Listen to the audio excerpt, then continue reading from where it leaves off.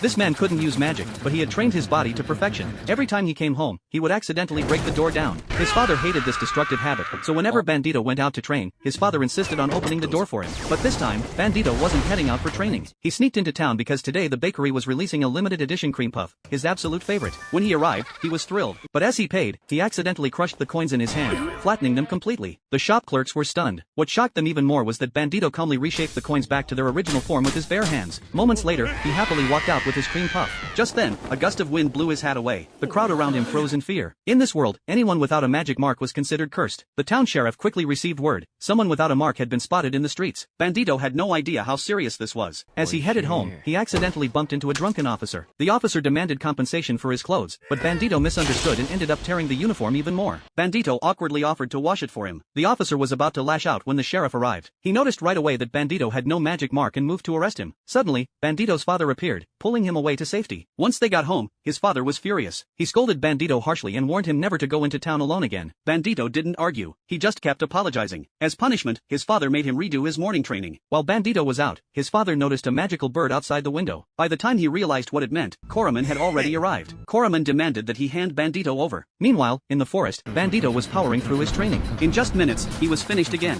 Thinking of the cream puff waiting in his father's room, he decided to head home right away. At the door, he hesitated. Was it push or pull this time? That pause saved him, because he overheard the voices inside. Coraman was interrogating his father with magic, demanding Bandido's whereabouts. In this world, anyone without magic was not allowed to exist. To preserve magical society, those without marks had to be eliminated. No matter how much Coraman tortured him, Bandido's father refused to give up his son. As he neared death, memories flooded his mind. He remembered how, as a child, his weak magic and poor talent made his own mother despise him. He was cast out of the family. Even as an adult, he was ridiculed constantly, treated as less than a dog. Humiliated and broken, he once planned to end his life. But just as he resolved to do it, he heard a baby crying. It was another abandoned child, cast aside for not having a magic mark. Seeing that boy gave him a reason to live again. From that day forward, he was determined to raise Bandido, no matter what. Now, to protect Bandido, he shouted for him to run. He would buy his son time, but Coraman's magic overwhelmed him, and he could no longer resist. Just as Coraman prepared to kill him, Bandido burst through the door. With a single punch, he sent one officer flying. The others rushed at him.